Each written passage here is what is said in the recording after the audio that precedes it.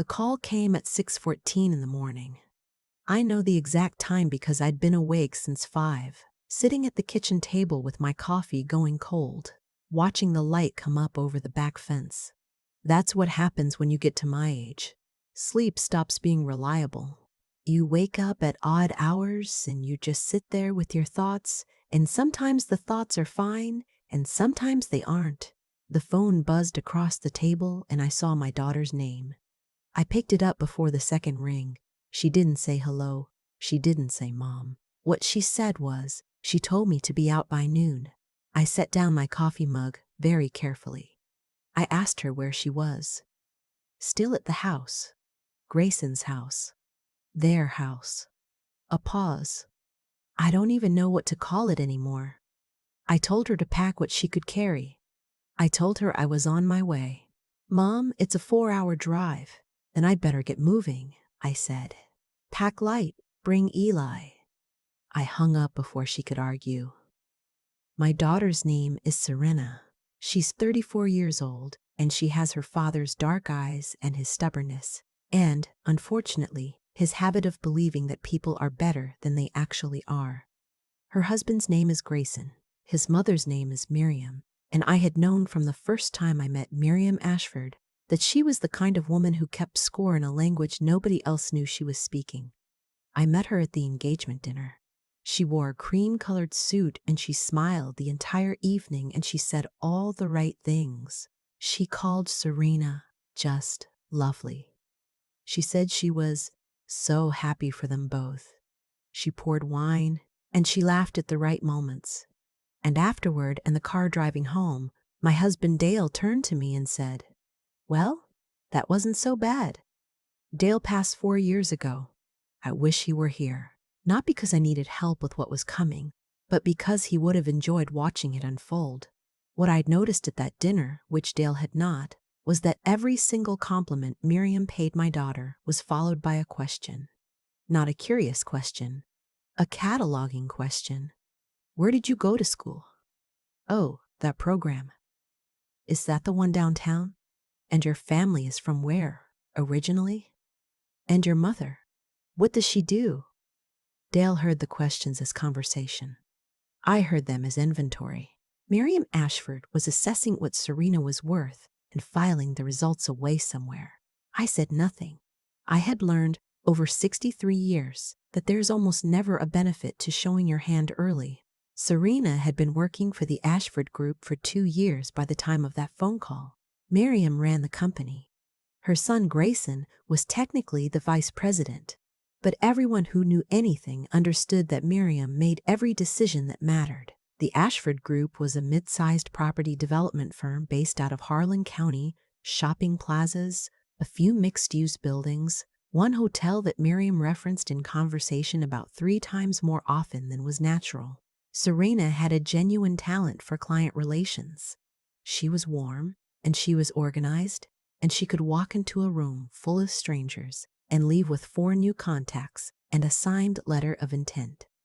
Miriam had seen that, and she'd used it. For 2 years, Serena had brought in business, had smoothed over problems, had covered for Grayson at meetings he forgot to attend, or simply didn't bother with.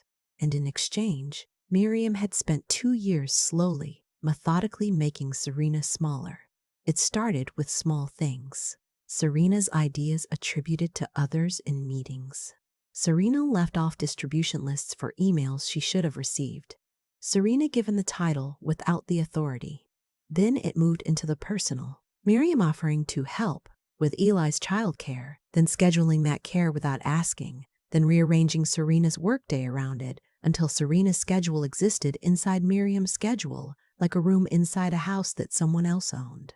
And Grayson, my son-in-law Grayson, who was not a bad person at his core but who had spent 37 years being managed by his mother and had no framework for doing anything else, who saw what was happening and said nothing, who loved my daughter, I believe, in the limited way available to a man who has never been required to choose.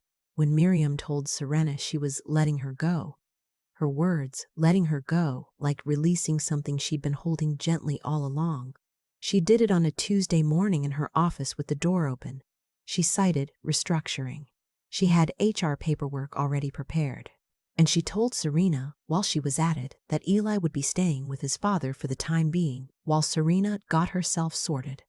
Serena was out of the building in 40 minutes. She sat in her car in the parking garage for 2 hours before she called me. The drive from my house in Millbrook to the Ashford house in Fairfield takes 3 hours and 50 minutes if you don't stop. I stopped once for gas and I was there by 10:40. Serena was standing at the end of the driveway with 2 bags and a child's backpack. My grandson Eli was sitting on top of one of the bags eating a granola bar. He was 4 years old and he had no idea what was happening, and I was grateful for that. He saw my car and he stood up and waved with both arms like I was a ship coming into port. I got out and I hugged him first, the way you're supposed to. I held his small solid weight and I breathed him in, and I told him we were going on an adventure. Then I looked at my daughter over the top of his head. She looked like she hadn't slept in 2 days. Her eyes were red, but she wasn't crying anymore. She had passed through the crying and come out somewhere harder and colder on the other side. And I recognized that place because I had stood in it myself 30 years ago, when the bank told us the farm was underwater, and Dale and I sat at that same kitchen table and had to figure out what we were going to do. I put my hand on the side of her face. I said, "You're all right." She said, "I have nothing, Mom." "That's not true," I said. "Get in the car. We'll talk while I drive." What I didn't tell Serena in that driveway, and what I had not told another living soul, was that I had been building a file on Miriam Ashford for 14 months. It had started almost by accident. I'd come out for Eli's 2nd birthday, and I'd overheard a phone call I wasn't meant to hear. Miriam, in the kitchen, talking to someone about a parcel of land. A specific parcel. She used an address I recognized. She used it casually, the way you use an address for something you believe you own outright. The address she used was 4400 Terrace Road. That land belonged to me. Not in any complicated or contested way. It was land my father had left me. 31 acres on the eastern edge of Harlan County. Land I'd been holding for years because I didn't need to sell it and because my father had asked me not to. And I honored what my father asked of me even after he was gone. The deed was in my name. The property taxes were paid every year out of an account I kept separate from everything else. It was mine the way your blood type is yours.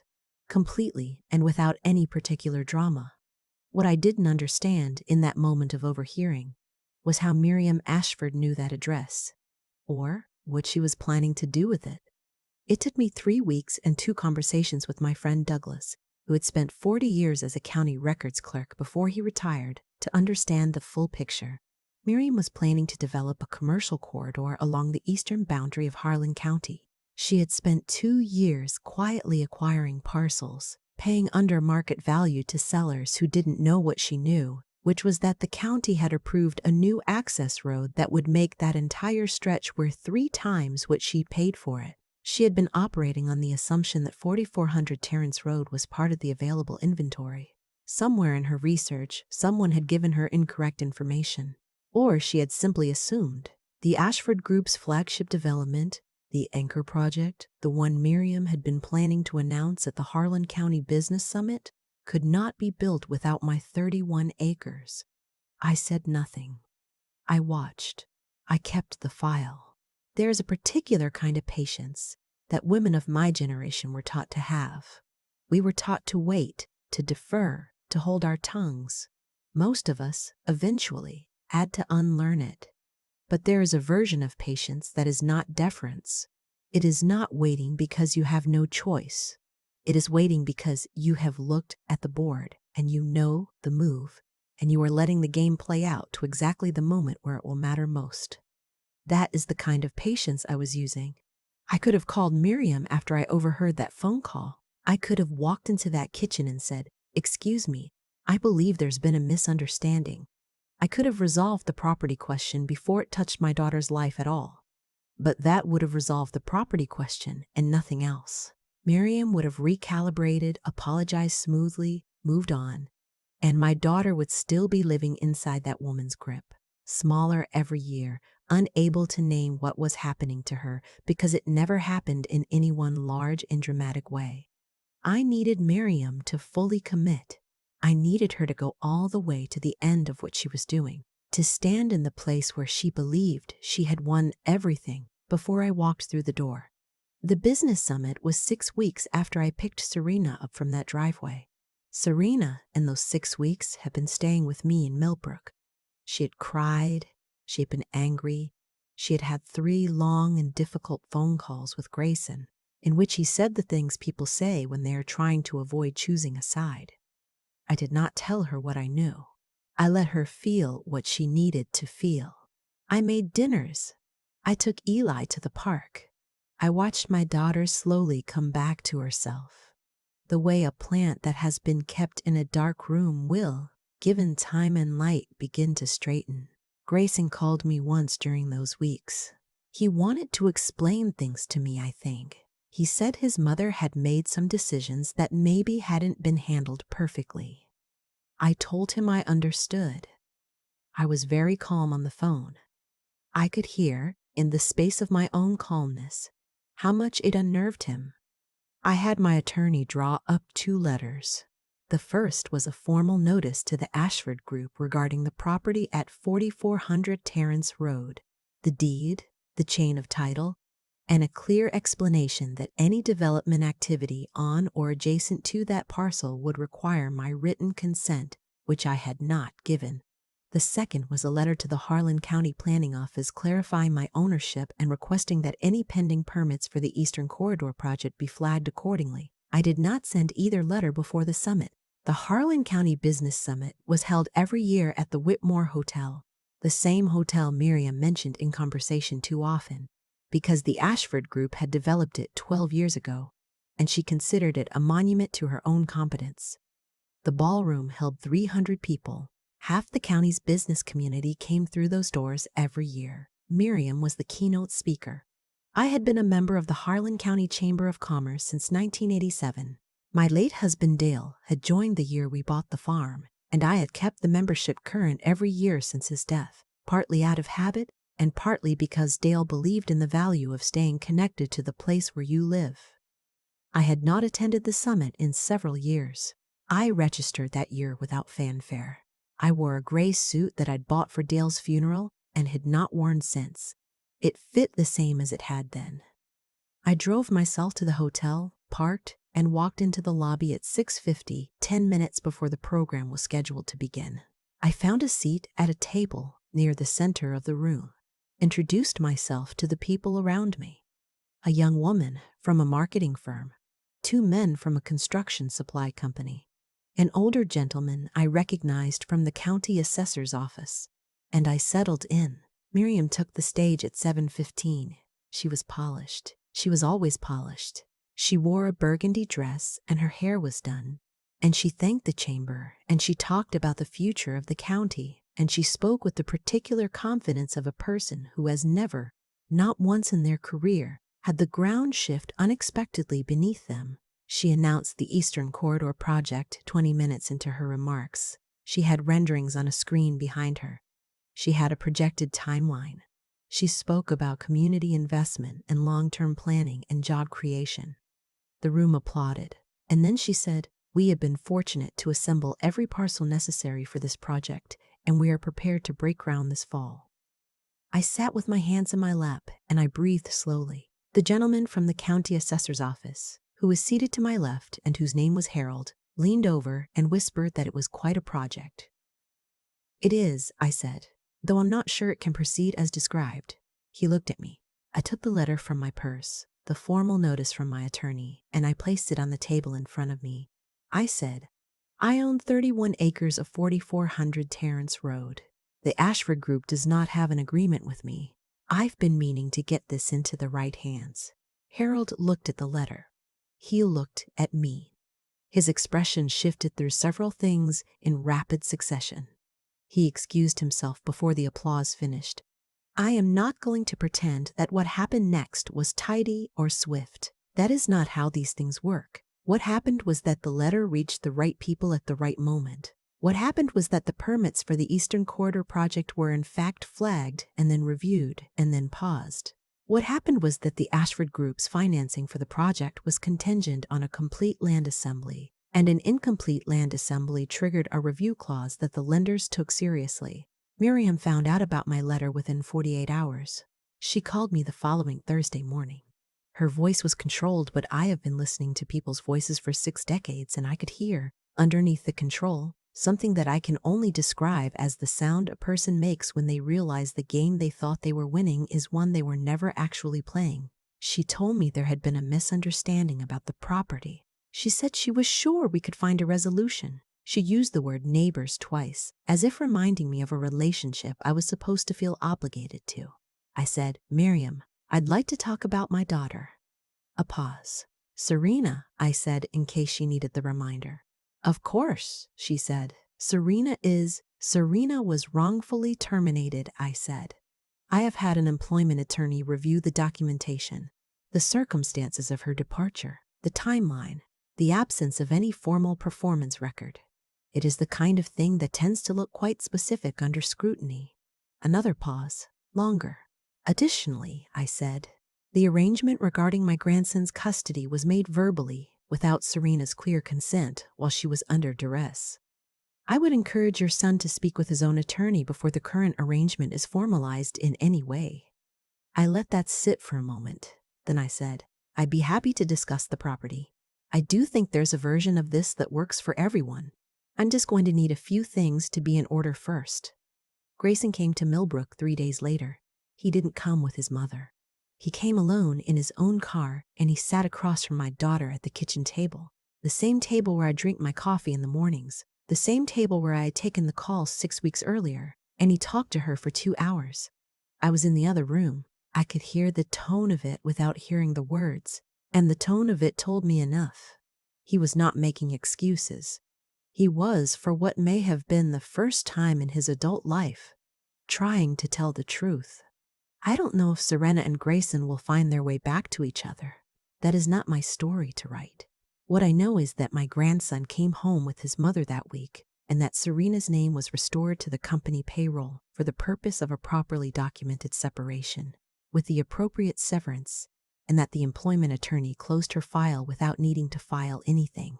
And I know that Miriam Ashford's Eastern Corridor project has been restructured, and that the new structure involves a land use agreement with me that my attorney negotiated over the course of several weeks, and that the terms of that agreement are, to use a word Miriam would appreciate, favorable. Not to her. Eli asked me once, a few months after all of this, what I'd been doing while Mommy was sad. We were on the back porch. He was drawing with chalk on the concrete, houses and cars, and something that might have been a horse. I thought about how to answer. I told him I'd been making sure everything was going to be okay. He nodded at this very seriously, the way 4-year-olds nod when they are satisfied by an answer they don't fully understand. Did you know it was going to be okay? He asked. I thought about that question honestly. I was pretty sure, I said. He seemed to find this acceptable. He went back to his chalk horse. There is something I want to say clearly, because I think it matters. What happened to my daughter did not happen all at once. It happened in increments. A small slight, then a smaller concession, then a slightly larger demand, then a slightly smaller piece of herself that she was allowed to keep. By the time she was standing in that driveway with 2 bags, she had forgotten that she had ever been a person who owned the full dimensions of her own life. That is how it works. Not a single blow. A slow, patient rearrangement. The people around you sorted and resorted until the only perspective you have easy access to is the one that benefits the person doing the sorting. I had watched it happen, and I had not said the words I probably should have said, earlier and more plainly. I carry some guilt about that. I tell myself I was waiting for the right moment, and that is partly true, but it is also partly that I did not want to be the mother who made my daughter's marriage harder by naming what I saw. I chose the wrong kind of patience for a while. What I know now, and what I told Serena on the drive back to Millbrook that first morning, is this. No one who loves you will ever make you feel like a guest in your own life. The people who love you will make room. They will not rearrange the room when you're not looking and call it redecorating. She leaned her head against the window and watched the road go by. Eli was asleep in his car seat in the back. After a while, she said, How did you know it would work? I told her the same thing I told her grandson months later on the back porch. I said I was pretty sure. What I didn't say, what I will say now to you, because you've been patient enough to stay to the end, is that knowing it would work had nothing to do with the land, or the letters, or the attorney, or the summit. All of that was just the mechanism, the clock, not the decision. The decision was made the morning I picked up that phone at 6:14 and heard my daughter's voice and understood, in the space of 3 seconds, exactly what kind of woman she had been living next to. The decision was, not one more inch. When you know the ground, you cannot be moved off it. That is the only strategy that has ever actually worked. Know your ground, hold it quietly, and when the moment comes, and it will come, it always comes, you will already be standing in exactly the right place. I've thought a lot about what I would have done differently. That's the honest thing to admit, not that I executed everything perfectly, but that I had my own failures in this story. And one of them was waiting too long to say plainly what I could see. I watched Miriam work on my daughter for 2 years. I saw the credits disappear from meetings Serena had prepared. I saw her schedule get swallowed whole. And I told myself I was being patient when some of what I was doing was simply avoiding the discomfort of being the mother-in-law's adversary. There is a price to naming things out loud, and I was not always willing to pay it on time. What I know now is that silence, when it protects your own comfort more than it protects your child, is not wisdom. It just looks like wisdom from the outside. But here is also what I know. The preparation was real. The 14 months of building that file, of understanding exactly what Miriam was planning and what she was counting on, of saying nothing while she moved her pieces into what she believed was a final position, that was not wasted time. That was the difference between Serena getting a quiet settlement and Serena watching the woman who dismantled her life discover, in a room full of 300 people, that she had built her flagship project on ground she never owned. The outcomes we get are almost always the sum of choices made long before the moment they appear. Miriam had spent years making people smaller, because she'd never once been held accountable for it. Grayson had spent years stepping aside, because he'd never been asked to do otherwise. And Serena had spent 2 years giving ground inch by inch, because she was surrounded by people who normalized the taking of it. None of that happened in a day. It accumulated, and the correction of it had to accumulate too, quietly, without announcement, in the form of deeds kept current and attorneys briefed and a chamber membership that had never lapsed since 1987. That is what I mean when I say know your ground. It is not a metaphor about confidence. It is a literal instruction. Know what belongs to you. The things you've built, the things you were given, the things you've maintained through years when no one was watching or applauding. Those things are real. They do not expire. They are there when you need them, if you have been paying attention to them. Serena is doing better. Grayson is doing the work that I think he always needed to do, and whether that work leads him back to her or somewhere else. I am less concerned about the destination than I am about the fact that he is finally doing it at all. Ely draws chalk horses on my back porch and asks questions I do my best to answer honestly. What I want for my daughter, and what I hope she is beginning to understand, is that strength is not something you perform for other people. It is something you build in the years when nothing dramatic is happening, when the days are ordinary and the choices are small, and nobody is grading your patience or your composure. You build it quietly, and then one day the moment comes, the real one, and you find out whether you built enough. In my experience, if you have been honest and careful and paying attention, you usually have.